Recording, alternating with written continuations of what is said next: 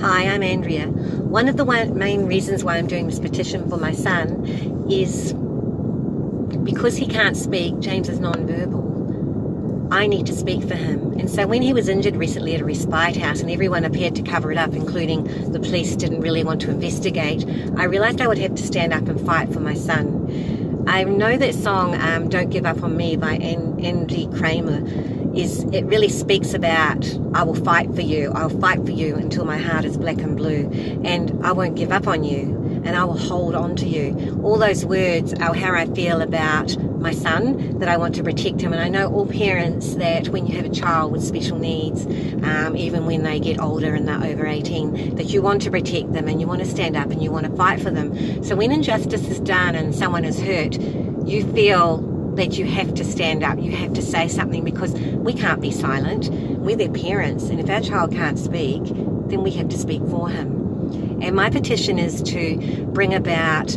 cameras in respite houses, because without evidence, police won't investigate, and that's just the way it is. And particularly in disabilities, I looked at research recently, in Victorian research on disabilities and access to justice, and if it's a disability person, and particularly one who can't speak, the police tend not to do criminal investigations, and it's just not on equal footing. It's not equal justice for disability kids as compared to normal kids who don't have disabilities. I don't like saying normal, but kids who don't have disabilities. So, you know, if a little child got hit in the head the way my son did, and that child was a normal child, perhaps the police would have gone straight away and investigated the person that was in charge of that child that day. Even if it was a parent or a carer or a nanny or anybody, they would have been in big trouble. But because my son had a disability, people kept saying he might have fallen over, this might have happened, that might have happened. But my son doesn't fall over. He's not violent. He doesn't hit himself with objects. And so when this injury thing happened, I realised that it's not just that one place where it happened, but it's a system. It's our system is not giving equal justice to our children. So we need to stand up and fight for them. And that's why I've done this petition. So you can sign on there on change.org and put it out on your Facebook.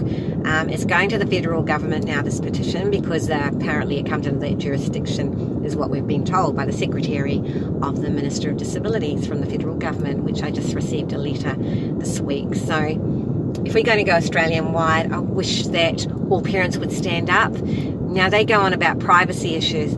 I think our children need protection more than privacy, and also cameras are in daycare, childcare, they're in libraries, they're in universities, they're in schools because of bullying, they're in high schools, they're everywhere, they're in garages, they're in shops. Why are we talking about privacy? We only need to put it in the lounges of these day programs and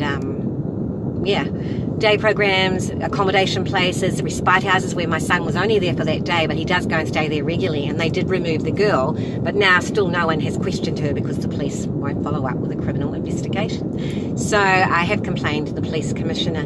But I mean, privacy, they can be in a lounge. You don't have to have the cameras in their bedrooms or bathrooms, but you can have cameras on the doors so you know who's gone in there if an incident does happen. And so we need some kind of protection for our children, because obviously they can't speak up and make statements in court. And so we need laws to change so that it's mandatory for police to investigate. And there's no other way that we can protect our children, and they need protecting. And as all mothers know, that you're the only one that really cares about them, you and your husband or your parent, whoever the parent is of that child. We're the only ones that care, so we're the ones that need to stand up and fight, because nobody else is going to make that effort. And I know that you love your kids and you want to do the best for them, and I do too. And so let's stand up and fight, and let's not be silent, and let's keep fighting for our children and make a stand for those kids who are vulnerable.